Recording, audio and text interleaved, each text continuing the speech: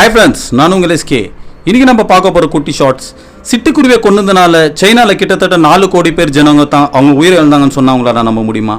அந்த காலத்தில் என்ன பண்ணுச்சு இந்த சைனீஸ் கவர்மெண்ட், அவங்களோட ஃபுட் ப்ரொடக்ஷனை இவங்க அதிகமாக்குறதுக்கோசரம் இந்த சிட்டுக்குருவியோட பாப்புலேஷன் அந்த ஊரில் ரொம்ப அதிகமாக இருந்ததுனால இவங்க ஒரு பாலிசியை கொண்டாடுறாங்க.